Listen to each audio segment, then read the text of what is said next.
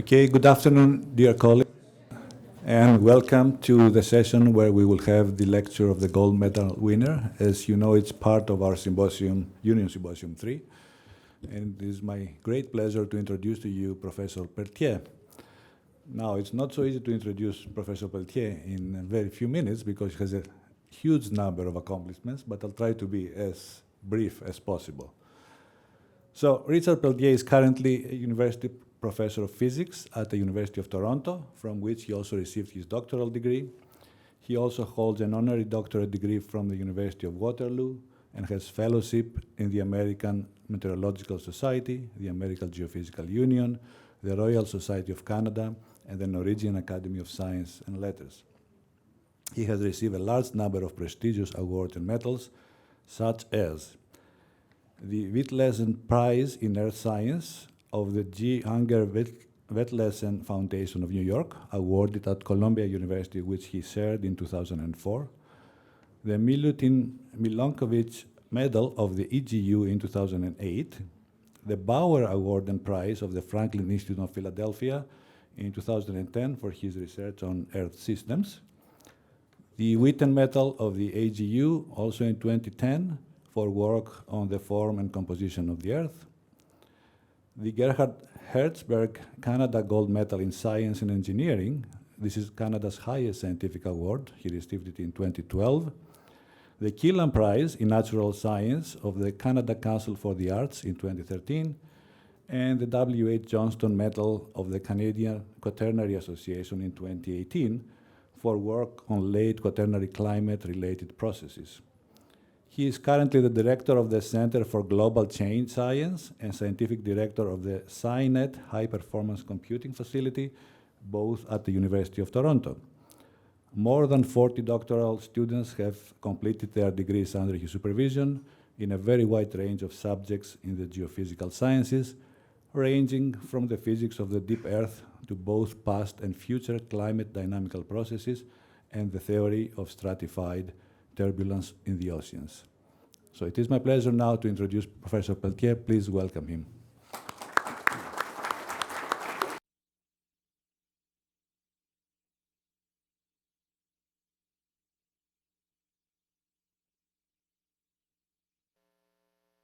Presentation, as the title says, is on a combination of ideas having to do with the connection between the glacial isostatic adjustment process and what's well known now as the Dansgaard-Oeschger oscillation of glacial climate. How many of you here, just for the point of interest, have ever heard of the Dansgaard-Oeschger oscillation and can pronounce it? Yeah. So, Oeschger. So I'll show you pictures of these famous individuals who made this discovery over 25 years ago now, and it's only just in the past 2 or 3 years that we've actually been able to explain what they observed 25 years ago. So this story is really about an interplay of ideas in solid Earth geodynamics, represented by a colored version of a graphic I've stolen from one of Kurt Lambeck's papers years and years ago. And on the left-hand side, a picture of at least the northern hemisphere of the planet under ice age conditions about 21,000 years ago. So my story this afternoon is about the interplay between these two areas of geophysical research: deep Earth physics on the one hand, and surface climate processes on the other. Sorry. So the data I've been interested in trying to explain for the last 10 years or so, and have only recently been able to, I think, fully explain it, is captured in the time series in green. I don't know if you can see it here. I can hardly see it even from the front.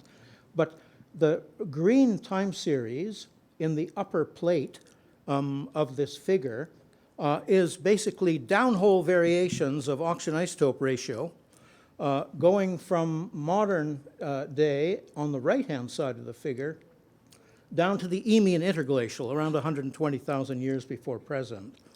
As you go back further and further into the past, there is a range of time which we know as Marine Oxygen Isotope Stage 3, which is between about 30,000 years ago and 60,000 years ago. And it's important for you to understand, for the story I'm about to tell, that these variations in the oxygen isotope ratio, basically 16O over 18O, relative to a standard mean ocean water, when measured in ice in a hole drilled at Summit Greenland, is basically direct proxy for the temperature of the air, right, from which Greenland precipitation was derived, which is eventually turned into ice under compaction. So this story is an explanation of how it is, right, that the Greenland ice sheet has conspired to remember, right, a record of atmospheric temperature over the past 120,000 years of Earth history, right? And the story, the main part of the story is about why in this range of time in oxygen isotope stage 3, blown up on the bottom, this piece of time blown up on the bottom, basically showing del 18O as a function of time over this segment of marine oxygen isotope stage 3. And what you'll notice either in the top diagram or on the bottom is that there are millennial timescale variations in air temperature, read oxygen isotope ratio, that follow individual events which are labeled H. The H events are Heinrich events. They correspond to massive instabilities on the eastern flank of the Laurentide ice sheet, which covered all of Canada under glacial maximum conditions. After an H event occurs, according to the data, there are either one, as you can see in several portions of the record before and after the segment that I've blown up here, there is either a single millennial timescale oscillation, two oscillations, or in these two cases, four oscillations that have followed individual H events, right? So the story I'm going to tell you is how we have managed to discover within a climate model, a coupled ocean atmosphere climate sea ice model, the same model that we use to make global warming projections of our future in the greenhouse, how we have finally been able to show that these models have skill, beautiful skill, when it comes to the explanation of this phenomenology. The phenomenology is referred to as the Dansgaard-Oeschger oscillation coupled to Heinrich events. The story is really a story about the way in which, under ice age conditions, the meridional overturning circulation shown here, basically on section through the center of the Atlantic Ocean, from the northern hemisphere in the right to the southern hemisphere on the left, which consists of basically two coupled cells, a shallow North Atlantic deepwater driven cell, right, that extends down to of order 2 kilometers, and an Antarctic bottom water driven cell which fills all of the abyssal ocean.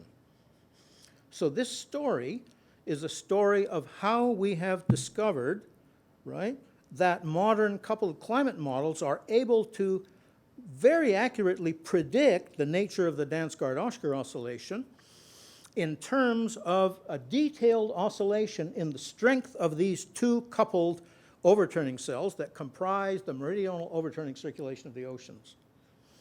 As I've said, this problem has been outstanding for 25 years, and it's only really in the past few years that we've actually been able to capture this phenomenology in a modern coupled atmosphere ocean model.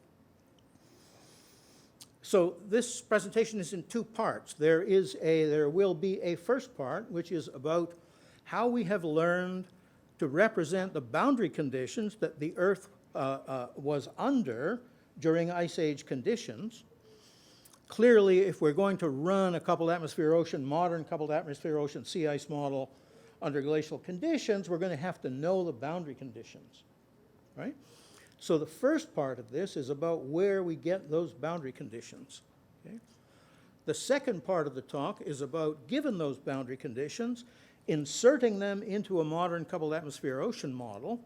What we're doing is testing whether it's possible that the models we use to make global warming projections actually have sufficient skill to explain this detailed phenomenology.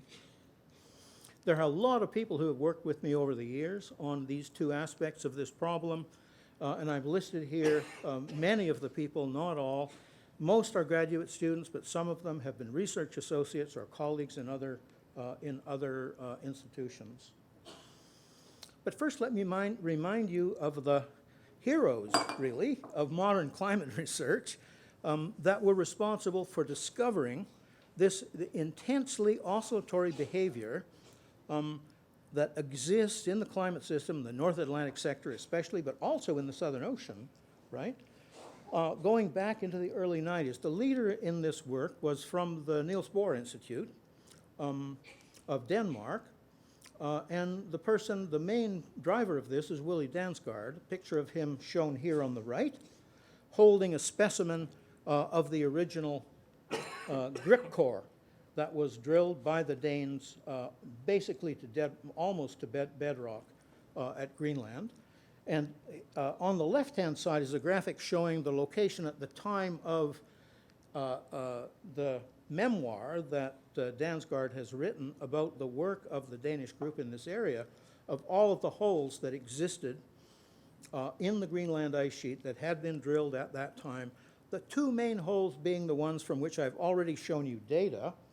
If we go back just a little bit, in the bottom frame, bottom panel of this graphic, what I'm showing you here is a superposition of the oxygen isotope records from the grip and north grip holes, the two main drill cores that have been raised to the surface by the Danish group. And their locations are shown here, north grip up here and grip here. Beside the grip hole, the Americans, of course, drilled the GISP hole. But you can see in the overlay of the time series I've just shown you that all of the phenomenology in grip and north grip is basically identical. Some slight variations in amplitude of the downhole variations in Del 18O, but basically the phenomenology replicates from hole to hole. Another picture of now 3 Greenland explorers. Here on the left is Hans-Oeschger, who was at the University of Bern when he was doing all of this work with Willi Dansgaard on the right, and Chester here in the middle from the United States was also extremely active at the time when the Greenland ice sheet work was just beginning. And just to draw your attention, I think you can actually get this still on Amazon, this beautiful personal record of the work on Greenland that Willi Dansgaard published under the title Frozen Annals. It's really worth a read. It's a very personal look at the work and the people with whom he was involved during the time this work was being done. Okay, so the goal in what I want to describe is really to recover Dansgaard-Oeschger oscillation physics in a modern coupled atmosphere ocean sea ice general circulation model. And I'm going to be describing work that's done with a CMIP 5-level model, eventually, after I tell you about the boundary conditions, with a CMIP 5-level model with 1 degree by 1 degree resolution, okay? Basically the highest resolution global climate models that we're currently able to run for very, very long time scales. So we need boundary conditions, and let me describe where these come from. First, a couple of examples of boundary conditions that have been developed using the theory that have been developed by my group in Toronto, showing you pictures basically of the northern hemisphere of the planet under last glacial maximum conditions, 21 to 26,000 years ago, massive ice complex over Canada, just the Canadian ice sheet corresponding to over 80 meters of sea level fall, massive ice cover over northwestern Europe, the Greenland ice sheet, of course, existing also at that time. At younger driest time, an event which occurred between 12,800 years ago and 11,500 years ago. You can notice a channel opening here between the Cordilleran ice sheet on the left, on the west, and the Laurentide ice sheet over the main portion of Canada. This channel, of course, has often been talked about as a corridor through which Paleo-North Americans basically made their way into the center of the continent. And here under modern conditions, of course, this is crucial to the story. the Greenland ice sheet continues to exist. So it's that ice sheet which has remembered what has been happening in the climate system, as well as the Antarctic ice sheet, as I'll go on to say, in this story about Dansgaard-Oeschger physics. First, let me make a couple of really simple marks about the Heinrich events, which you see in the Greenland ice core, which are precursory to the millennial timescale Dansgaard-Oeschger oscillation.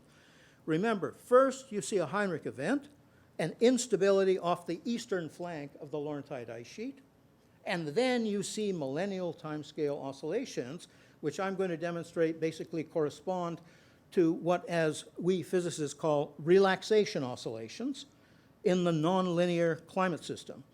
And I will submit and argue that it is an astonishing thing that a modern coupled climate model is able to fully capture this physics, which I think you'll agree once you understand how complex the physical process actually is.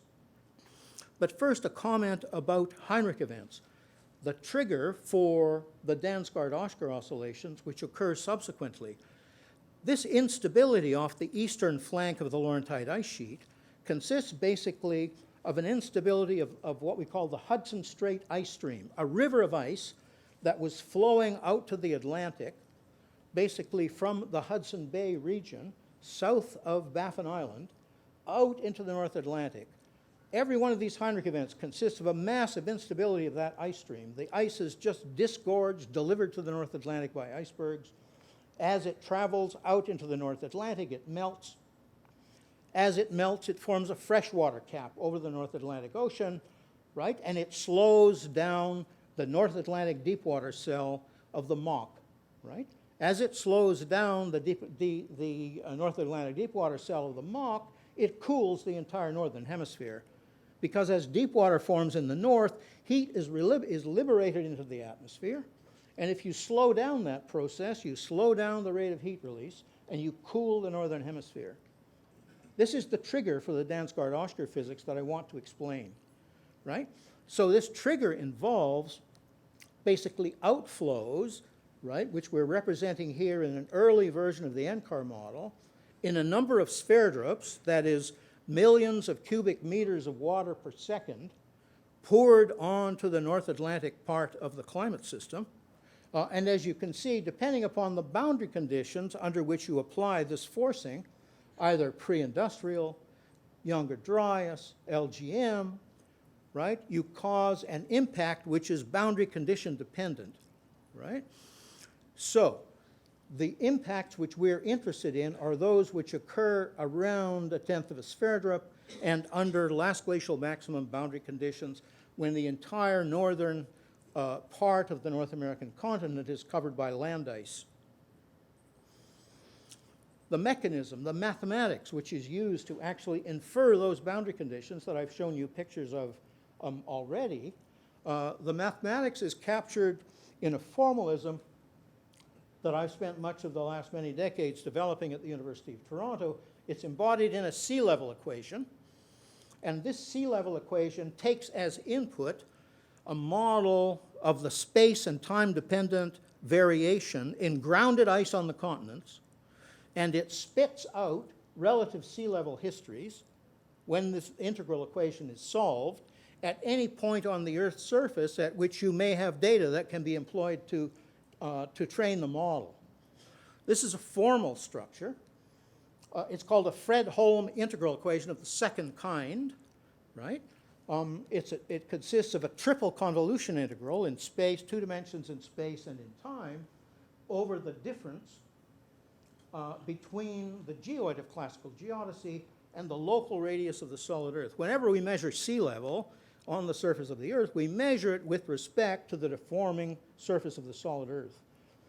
So this is an entirely formal structure.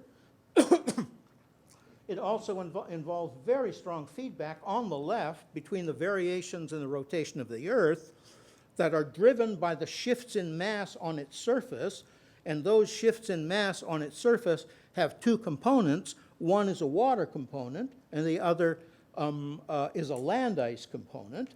And clearly this system, this Fredholm equation of the integral equation of the second kind, is derived under the assumption that mass is conserved, and this leads to the final term written here on the last line here as delta phi over g, which is an adjustment of the equipotential surface that defines the surface of the sea in the absence of currents and tides, right? To actually fix that value of the equipotential, we have to make certain that the volume within that equipotential surface and the prior, right, is just right to hold all of the mass that's been added to the ocean when account is taken between the difference in density between seawater and melted ice, okay? So this is a formal structure. It's solved basically by unwrapping it on a basis of spherical harmonics that's basically truncated at degree and order high, maybe 256 at lowest order, 512, 1024, going higher and higher order until we get perfect convergence in the calculation. And that convergence is strongly dependent upon where in space we need the accuracy that is required to fit any given data set. And this is fixed by the complexity of the coastline in the region from which we have actual relative sea level history measurements. So just to show you the kind of data which is used to fix the parameters of the model, probably the most important data set we have at our disposal is the data set of sea level history that goes right back to prior to LGM from the island of Barbados in the Caribbean Sea, where the sea level record actually comes from Acropora palmata, samples of coral, which fixed sea level position to within about 5 meters, right? So as you go back in time, the blue data points are those from my paper with Rick Fairbanks in 2005, 2006, that you can see as we get back into the LGM era around 26,000 years ago, sea level was down by on the order of 120 to 130 meters in eustatic sea level, that is globally average sea level fall. That's the amount of water that was required to pull out of the oceans to build the ice sheets, which we know were in place at the last maximum of glaciation. So the theory makes predictions of relative sea level history everywhere once it's been tuned. And I'm showing you here in top left and top right data from the regions of the Earth's surface that were most strongly ice covered at last glacial maximum, namely over Canada and over Sweden, over the Baltic Sea and over Hudson Bay, regions which were subject to the incursion of seawater after the ice sheets disappeared, right? So it's data from these regions which have this beautiful, I think you can see, beautiful exponential form, right? And it is this exponential form of relative sea level histories in regions that were previously covered by ice that allow us to solve the inverse problem, right? Which we have to solve in order to derive accurate boundary conditions to supply to the climate model. These characteristics of the ice cover consist of thickness histories as a function of time, how much mass is disappearing from where as a function of time, and the viscoelastic structure of the interior of the Earth, which determines the time scale of the viscoelastic response to the elimination of this ice. And because these regions from the centers of rebound in Hudson Bay and in the Gulf of Bothnia have this beautiful exponential form, right, we're able to pick apart these two components, if you like, of the inverse problem, recognizing that the amplitude of response is basically determined by the thickness of ice that was removed, whereas the time scale of response is basically fixed by the depth dependence of the effective viscosity of the deep Earth, recognizing that the elastic component of that viscoelastic structure is basically fixed by seismology. Just to show you some modern data, and this is now from a new data set that we've just published late last year. Matteo Vacchi, now at the University of Pisa, is first author on this paper. It was published in QSR. What I'm showing you here in the rightmost frame, using data from what's called the Richmond Gulf, which is in the green rectangle, and data from the east side of James Bay, which is shown in the red rectangle. You can see on the left-hand side of this fit of the Toronto models to these data, notwithstanding a tiny region of misfit near the central region of time, which is extending back to about 9,000 years ago, right? We have a very nice fit to the observations.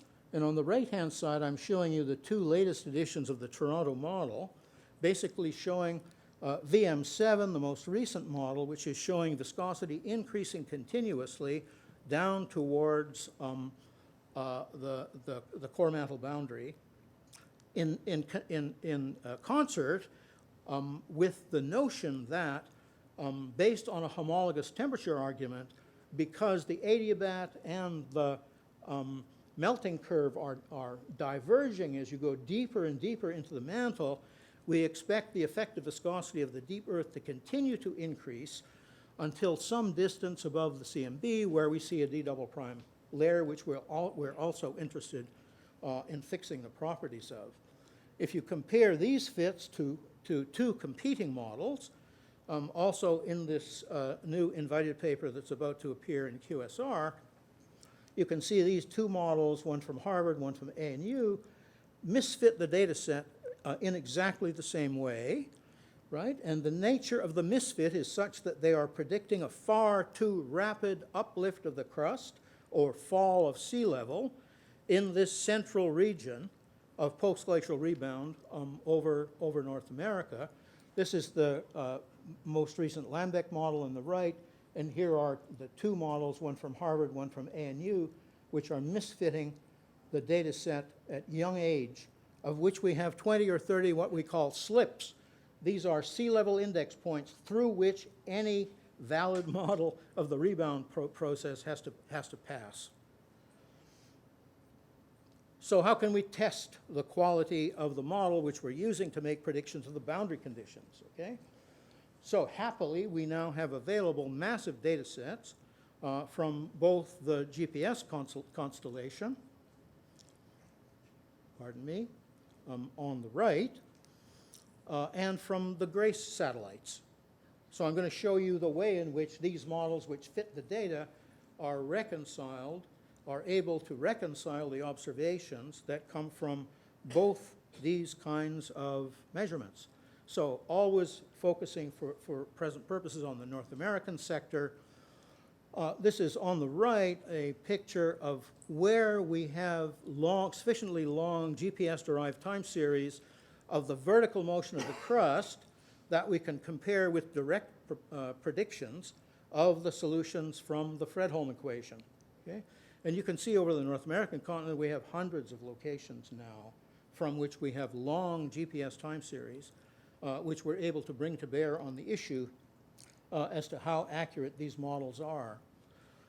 This is now one of the 6 figures or so that appeared in the 2015 JGR Red paper, basically comparing the fit in blue, the observations in blue, to the most recent model, which is I6G VM5A, and predictions of 2 previous models, one of which was ICE5G VM2, and the other was a copy of ICE5G VM2 that was produced by John Varr.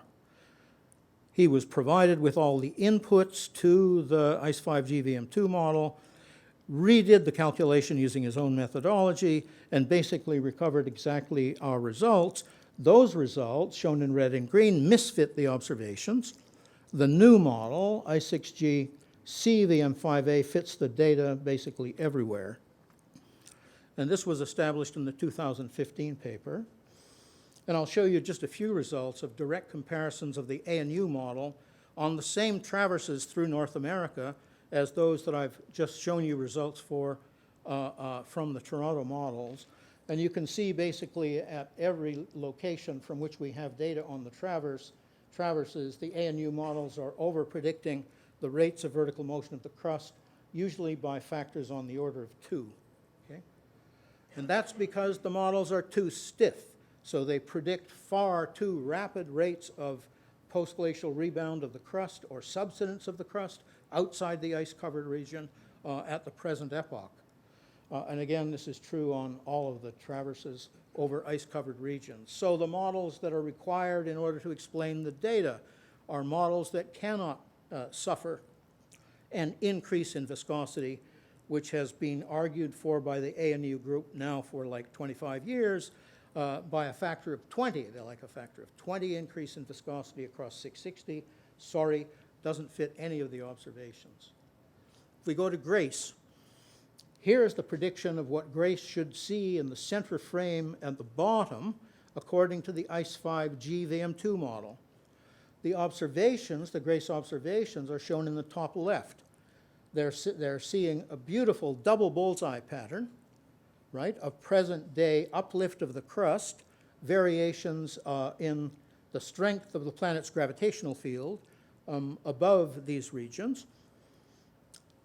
The ICE5G VM2 model, copied by John Varr and colleagues, produced originally by myself, misfits these data.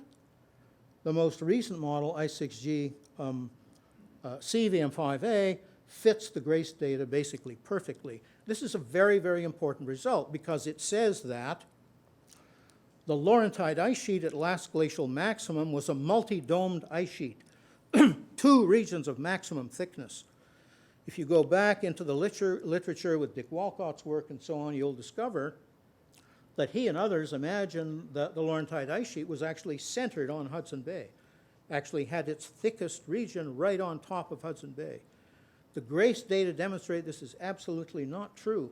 The Laurentide ice sheet was a multi-domed ice sheet.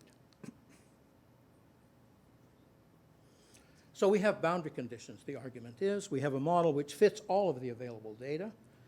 We know how thick the ice was at last glacial maximum. But more than that, from the solution of the Fredholm equation, we not only determine where the ice was and how much ice was there, but the solution of this integral equation also gives us the paleobathymetry of the oceans. So we know by not just on average by how much sea level fell at last glacial maximum, but we know the spatial variation of the decrease in ocean depth everywhere over the ocean basins that existed at that time. So we have everything we need in terms of boundary conditions to insert into a modern coupled atmosphere ocean model of climate system behavior. So back to the main line of the story. The story is about the Mach and its time dependence under last glacial maximum boundary conditions during this period of time where we see this extremely well-developed, very large amplitude relaxation oscillation of air temperature over the North Atlantic sector of the climate system. And I should have commented, but probably did not, when you actually scale the Del 18O variations through the Dansgaard-Oeschger series of events, you get peak-to-peak variations in air temperature on this millennial timescale, which are on the order of between 10 and 14 degrees centigrade. So these are huge variations, right, in a fundamental climate parameter occurring on a very, very long time scale.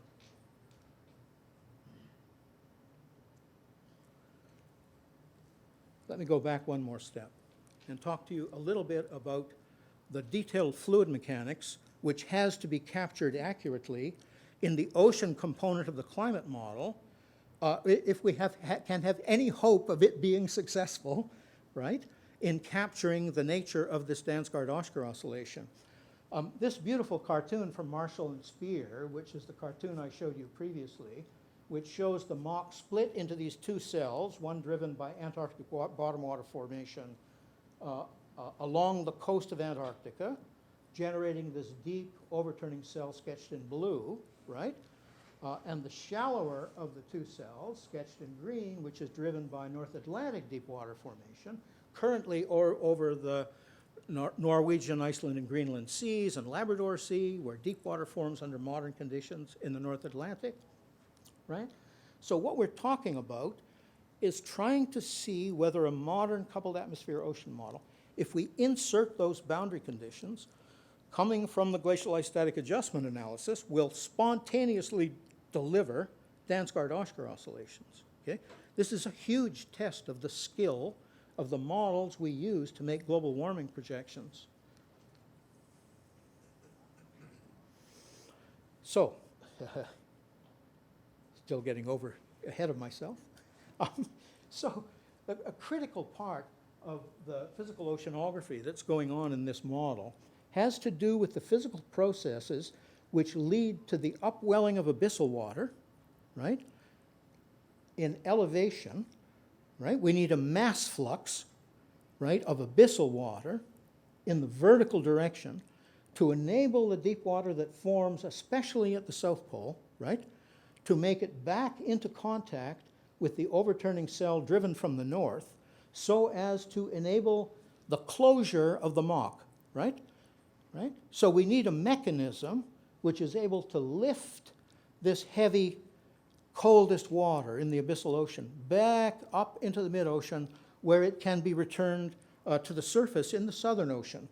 And of course, Walter Munk was absolutely critical in beginning to tell us what had to be the cause of this.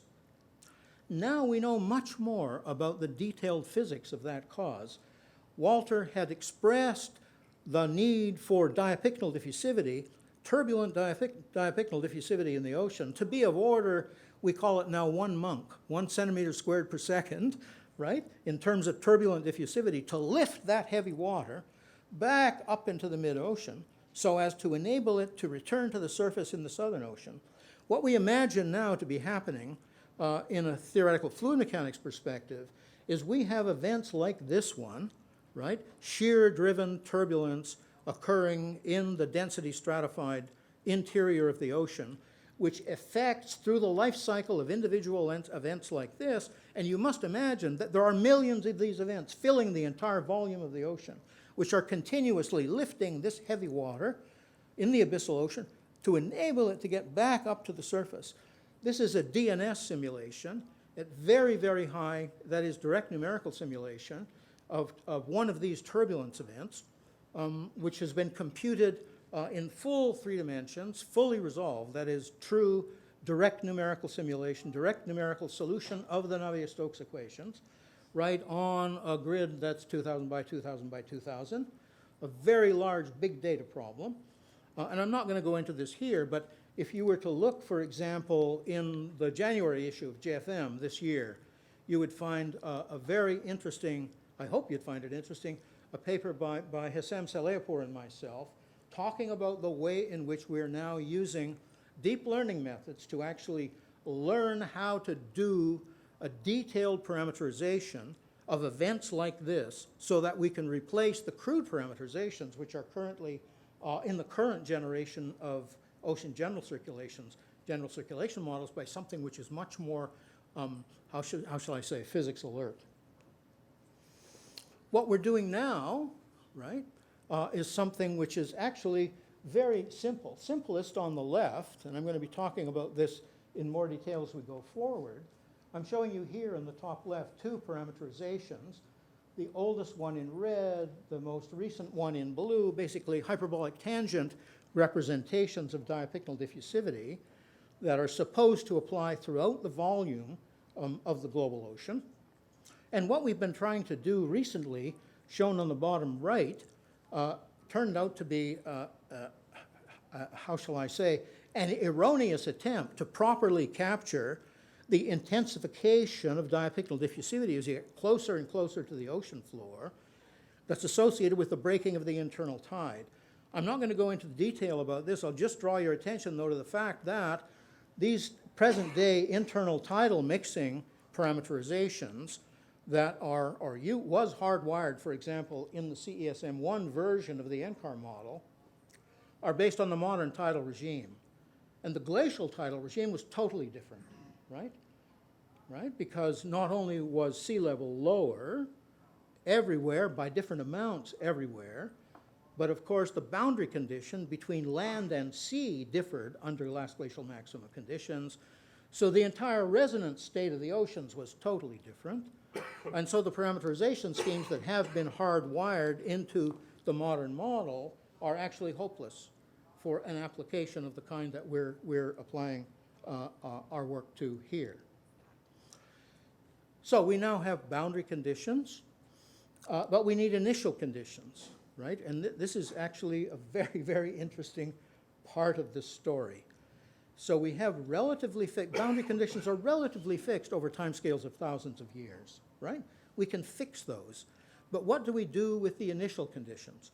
And the initial conditions that we chose to employ in the discovery paper in this work are actually, I hope you'll see them as bizarre as I thought of them when we first introduced them. So we're starting off with the thermal state of the oceans equals modern, a hot, levitous ocean.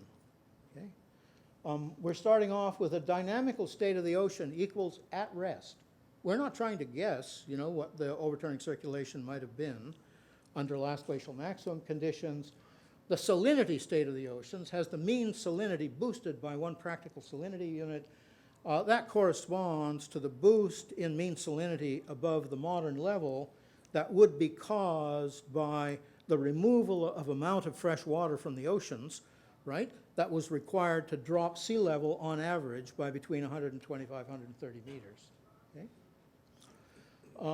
The atmospheric trace gases we get from Vostok, right? And we're taking a PCO2 level of 200 parts per million by volume.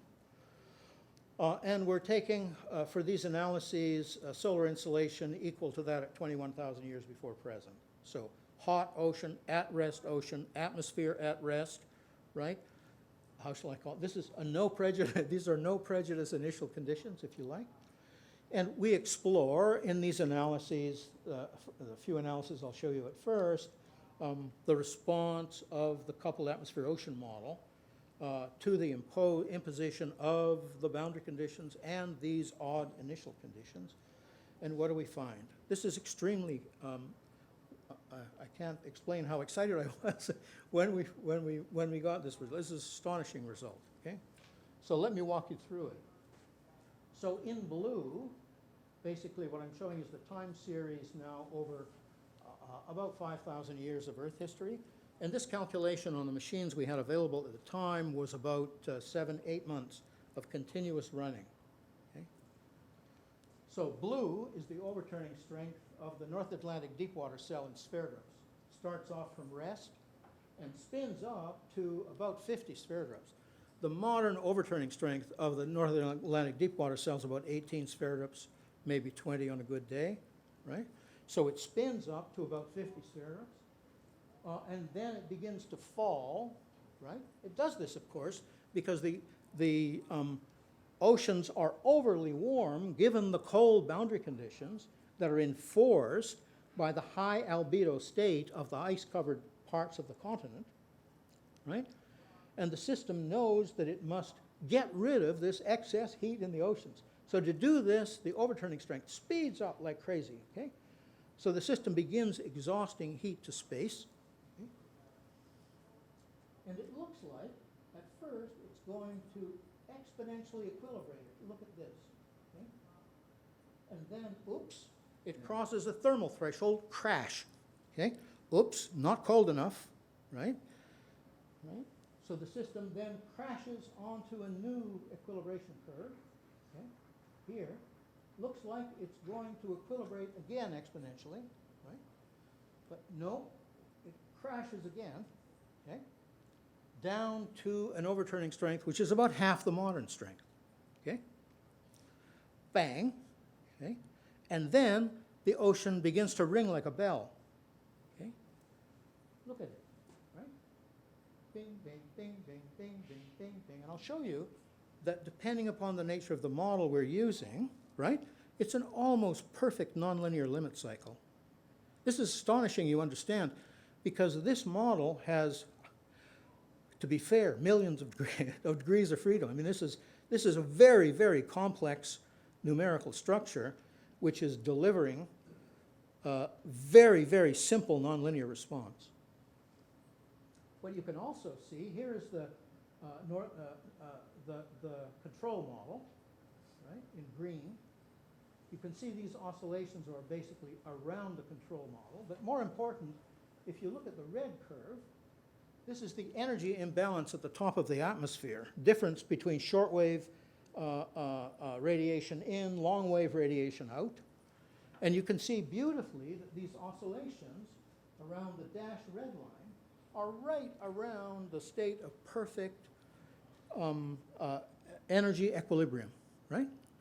And of course, to believe that the time dependence is reasonable, is physical, this would have to be the case. Right? Note also in blue, this is the overturning strength of the Antarctic bottom water cell. Okay? This is all about the bipolar seesaw.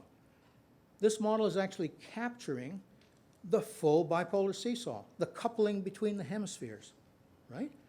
This is the strength and spherographs, basically, of the Antarctic bottom water cell. You can see it's perfectly coupled, right, to the variations in the North Atlantic deep water cell. Now, this calculation was actually done under the assumption that the diapictal diffusivity throughout the entire volume of the oceans was basically, the background value, was equal to the pelagic value, right? A very low value of diapictal diffusivity, that which would be appropriate to the shallow ocean. So now if we replace this by the normal tan hyperbolic variation, which equilibrates in the deepest part of the ocean to the Munk number of 1 centimeter squared per second, we immediately get a boost in the period, as you can see here. But still, as I mentioned when I showed you the data, the actual period of the Dansgaard-Oeschger oscillation is over 1,000 years. And we're still low, right? We're still under 1,000 years in terms of the period, right? So what I want to do next is to first walk you through physically what is the physics that's going on in the model, and then explain to you how we have been able to, by understanding this physics more fully, been able to understand the main control on the period. Okay? So first about the physics. About 8 minutes. I mean, you notice I'm accelerating. So first, I've called this basically this physical process as involving the action of a kicked salt oscillator in the Atlantic, okay? The kick is coming from the Heinrich events, right? When you hit the bell with the Heinrich event, the bell rings, okay? But it's a salt oscillator, and it's interesting that Willi Broeker had talked about the Dansgaard-Oeschger oscillation, perhaps involving a salt oscillator, but this is nothing like the salt oscillator that Willi had imagined, okay?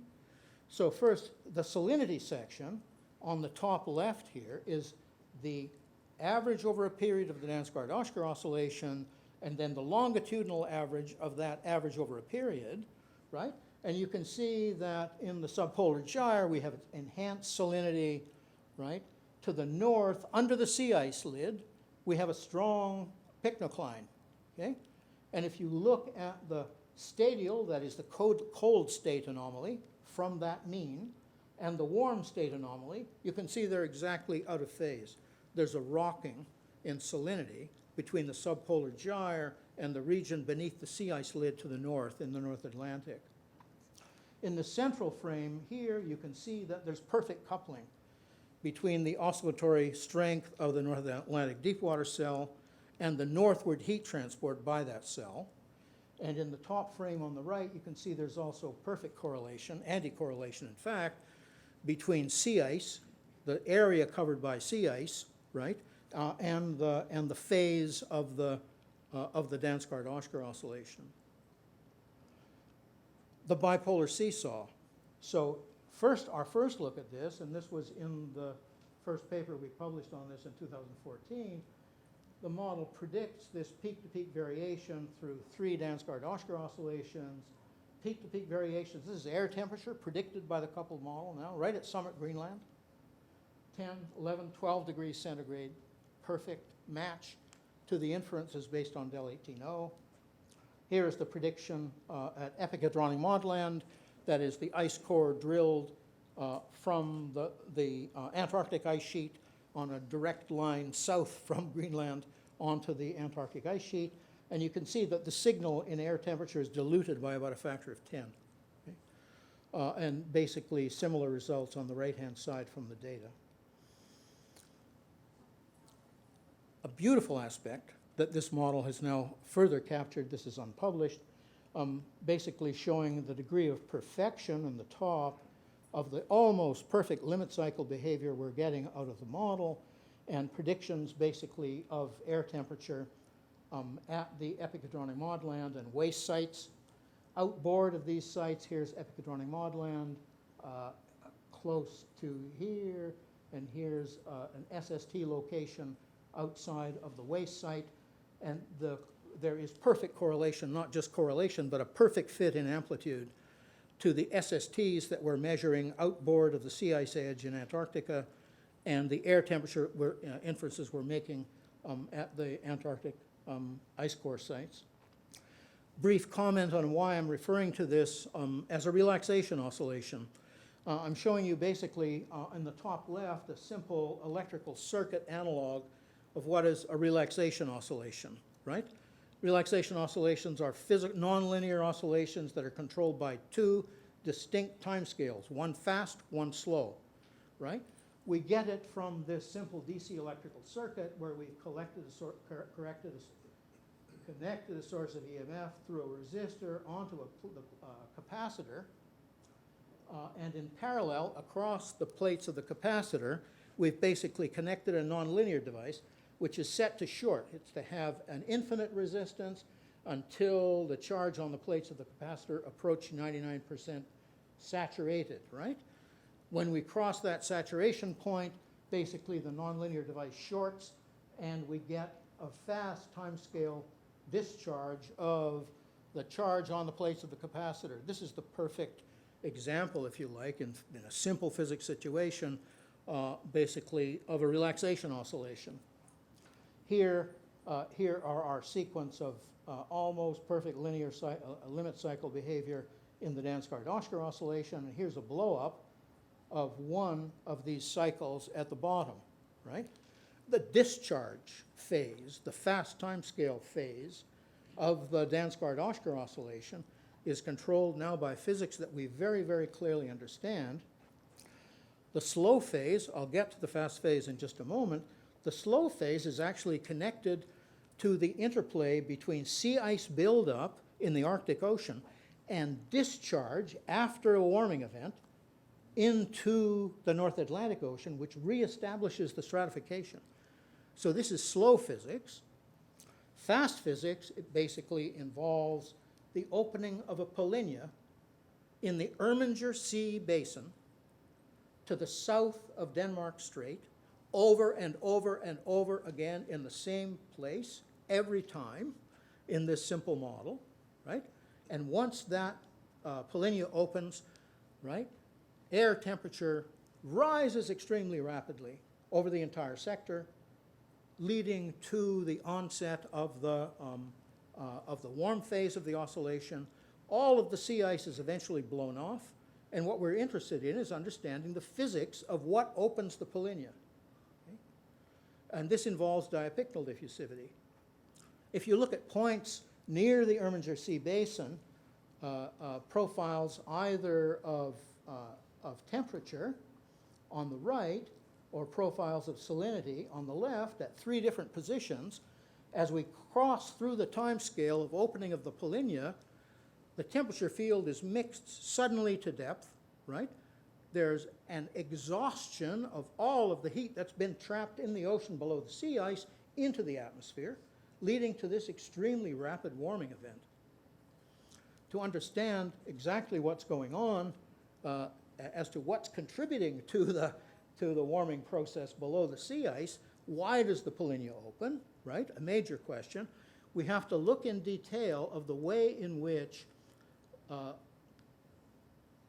diapicnal diffusivity is parameterized in this coupled climate model as a function of depth in the water column, right? And this involves the KPP parameterization of large and others that's been in virtually all of the coupled atmosphere ocean models for a very, very long time. And what we've had to do to understand in detail what controls the opening of the polynya is to how to take apart this parameterization.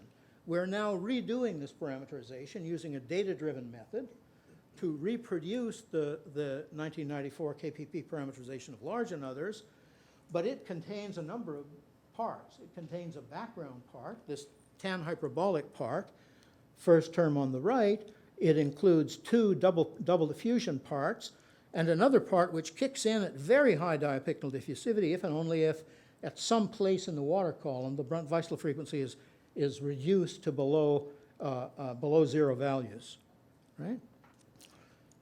So this background part is the part which has this hyperbolic tangent form, and what we have been doing is taking apart this parameterization. But the main thing to recognize about the way it works is that as soon as the polynya opens, there's a new component of the mixing parameterization that kicks in, which has to do with boundary layer mixing, right? And as soon as that polynya opens and the ocean makes contact with the atmosphere, right, what we do is we make use in this parameterization of a bulk Richardson number dependence on boundary layer depth, right? And it is the kicking in of this component of the mixing parameterization, which you can see here occurring as a function of time through here's one cycle of the Dansgaard-Oeschger oscillation. Here the polynya is just about to open. Just as the polynya opens, this boundary layer mixing component of the parameterization kicks in, and it mixes the water column down to a depth of almost 2 kilometers, okay?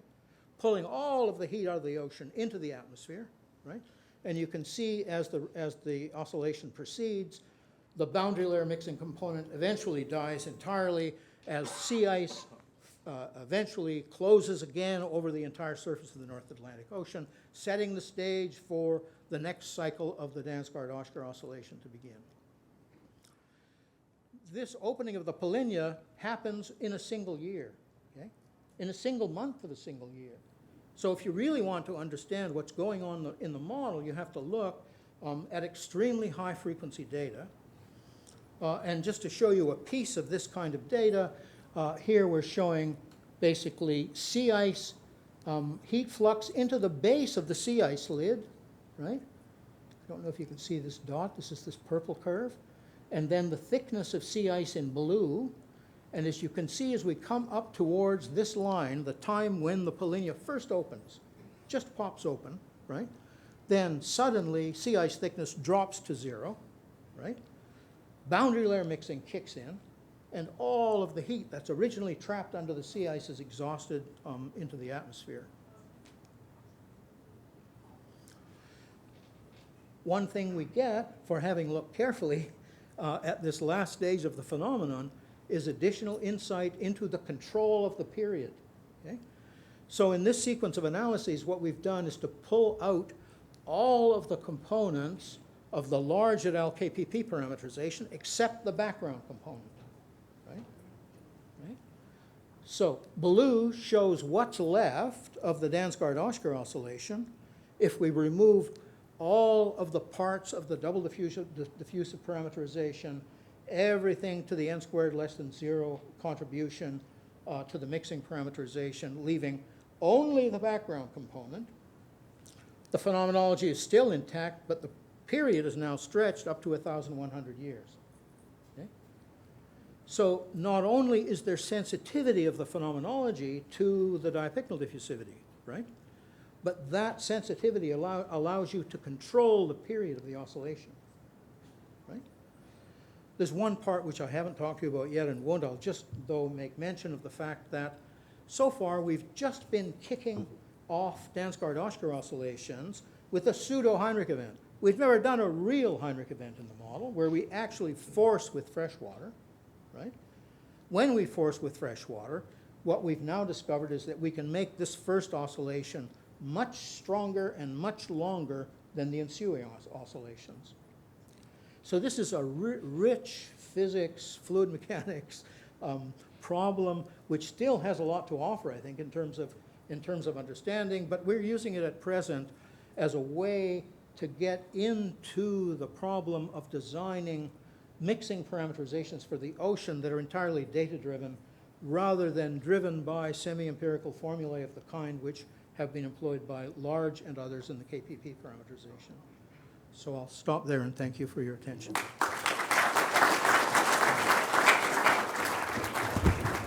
Thank you very much, Dick, for a very interesting talk.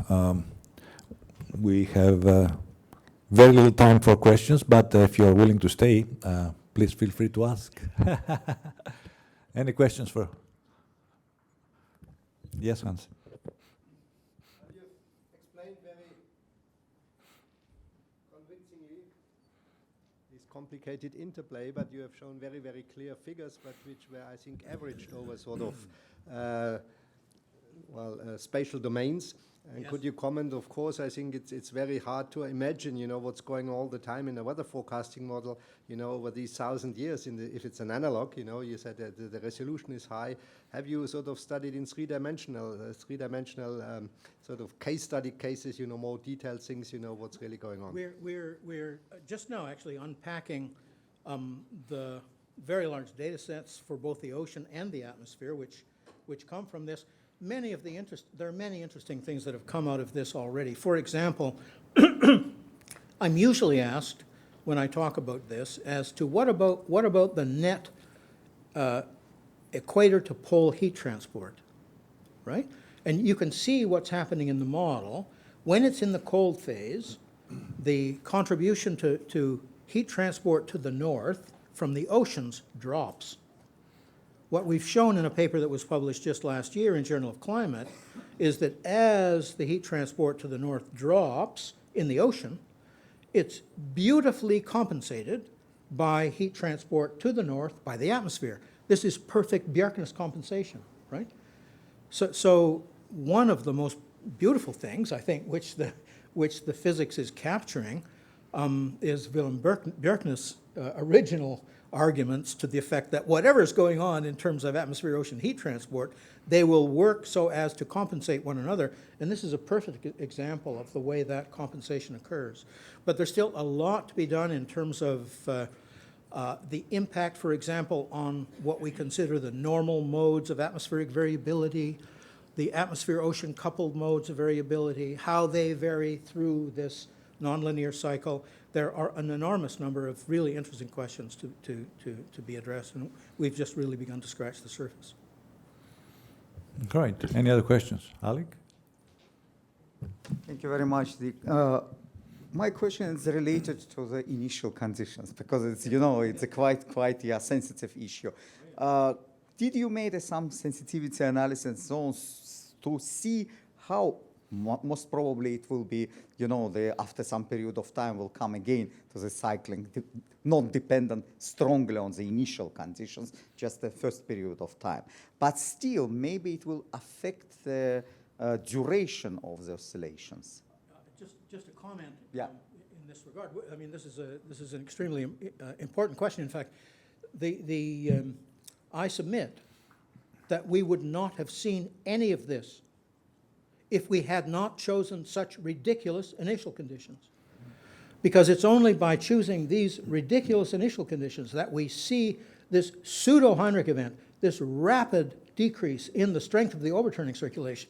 This is not a real Heinrich event. It's a pseudo-Heinrich event. It's a time in the nonlinear evolution of the system in which, for thermal threshold reasons, the system has been forced to slow down in terms of the strength of its North Atlantic overturning circulation, right? So in fact, I very strongly believe that the initial conditions have been crucial to the success. Was there a question at the back? Please stand up and speak loudly so we can hear you. The plots on viscosity you showed were quite fascinating. Yes. So I was just wondering if you could have your thoughts on the best value for the viscosity of the lower I don't believe in the existence of God. I need to be quite frank on this point.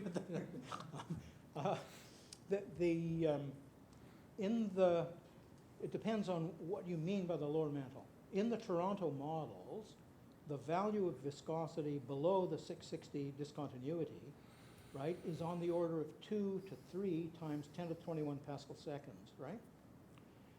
As you go further to depth, right, that value rises continuously, right? What it does near the CMB, right, I can make it be whatever you would like it to be by choosing to describe D double prime as either a very, very soft boundary layer, right, which is very thick, in which case I would have to have the viscosity in the lower mantle below 660 rising more rapidly to compensate, right? So there's a trade-off there, and that trade-off has to be recognized, and it has everything to do with what you believe to be the characteristics in terms of the viscoelastic structure in D double prime. So, great question, no answer. Okay, I think we have to stop here. Thank you very much for your attention, and many thanks to Dick for the fine lecture.